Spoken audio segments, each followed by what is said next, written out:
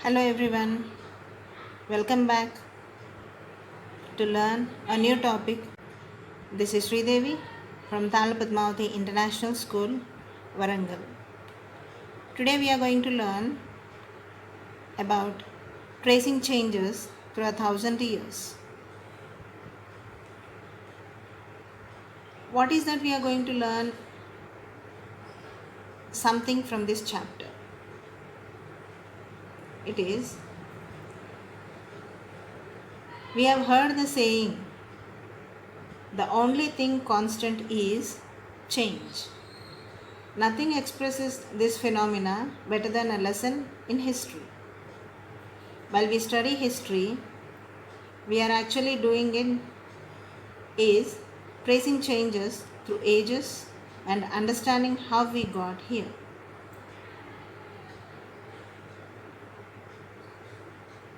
While the philosophical aspect of this question remains unanswered, thankfully the geographical one has been explained to quite an extent.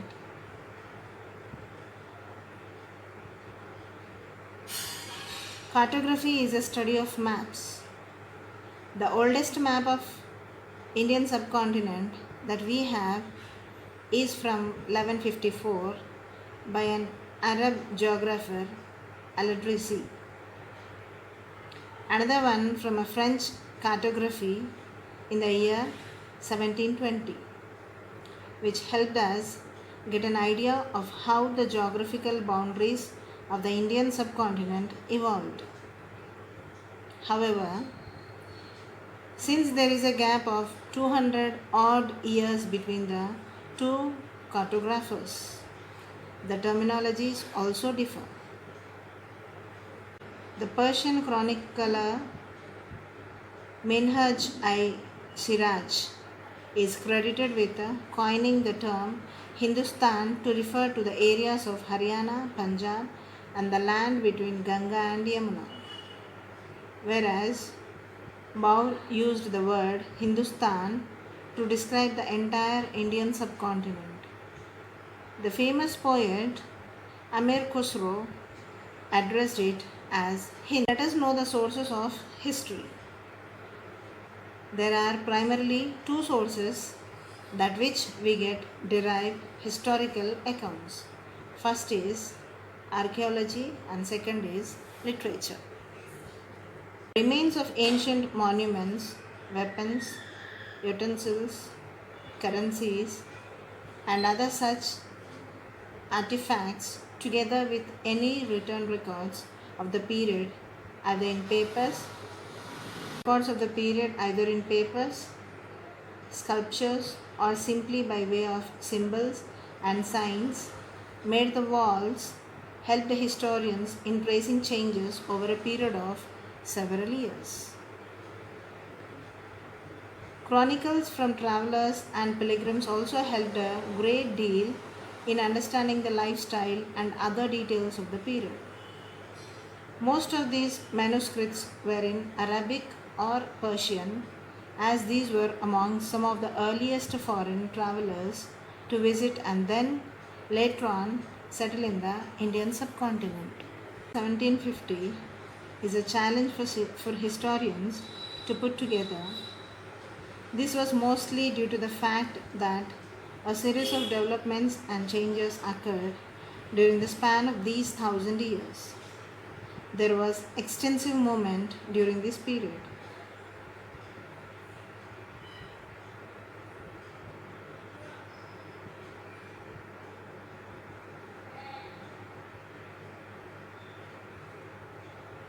Many political groups came into being. There were Rajputs, Marathas, Sikhs, Jats, Khaistans, etc. Agricultural practice increased, leading into a reduction in forest land. As a result of this movement, the forest dwellers had to move further inside or relocate to some other place altogether. With many groups coming up, society became increasingly fermented sorry with many groups coming up, society became increasingly fragmented and people started getting divided into caste and subcaste. These distinctions were done based on the occupation of the people. At the time, these ranks were not permanent and were subject to changes depending on which caste controlled the resources and influence.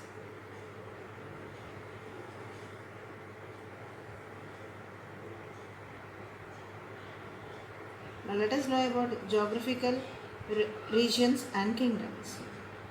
Majority of the country was covered by bigger empires such as that of Mughals in the north, Cholas in the south, and Marathas elsewhere. A Sanskrit text describes that the empire of Sultanate Balban was stretched from Bengal to Afghanistan and Delhi to South India, then known as Dravidians.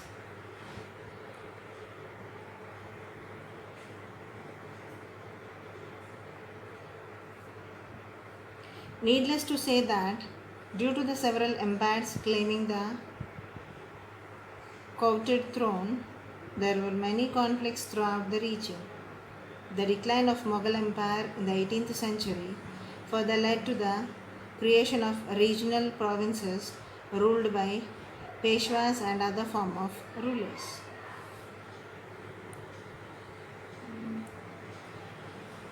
Evolution of religion. Let's know about the evolution of religion. Religion and society went hand in hand. The economic and social institutions of the communities hugely influenced the religion of the period. Initially, religion was a matter of nature worship, but gradually, during this period, the temples and shrines started coming up. Statues of deities were sanctioned by the rulers. This was done on the advice of the Brahmanas. They were given the task of maintaining the religious places. The pilgrimage of knowing Sanskrit led to the Brahmins garnering respect. Islam was not completely accepted by the rulers in India.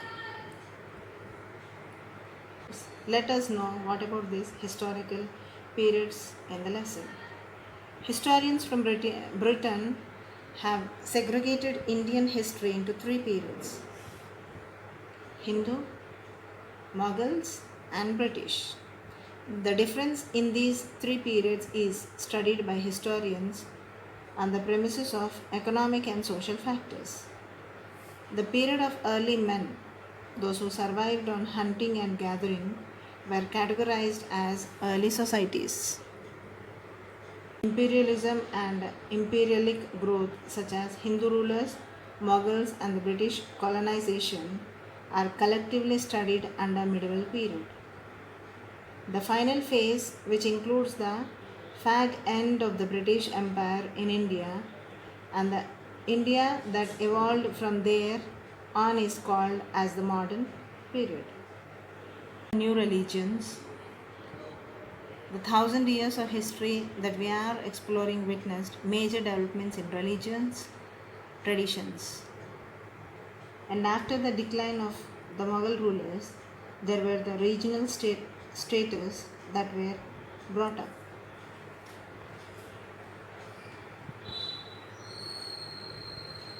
As there were the Muslims, whose classification based on Islam, they were of two main sects. One was Sunni and the other was Shia. Shia were the people who believed in Prophet's son-in-law, who was Ali, and Sunni believed Khalifa, and within Sunnis they had the school of law called as Madhab. They were Hanafi, Hanbali, Makhil or Shafi.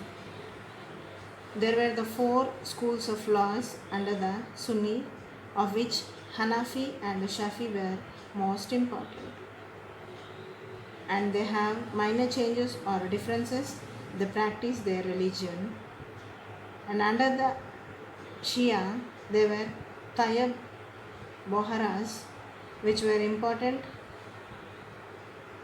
Khawariji in the final classification under Islam. We come to the conclusion of the topic that these 1,000 years of Indian history witnessed considerable change. Therefore, the 16th and 18th centuries were quite different from the 8th or the 11th. Therefore, describing the entire period as one historical unit is not without its problems. Moreover, the medieval period is often contrasted with the modern period. Modernity carries with it a sense of material progress and intellectual advancement. This seems to suggest that the medieval period was lacking in any change whatsoever. But of course, we know this was not the case.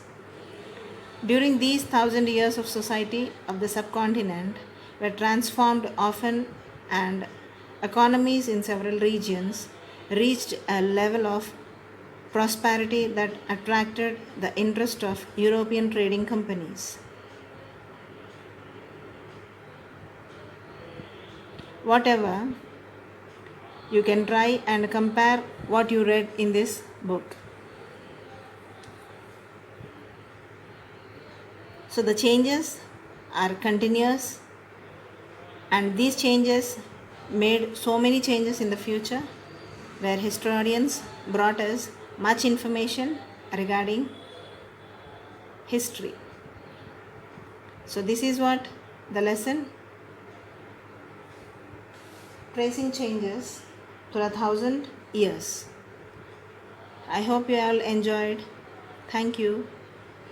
Stay home, stay safe.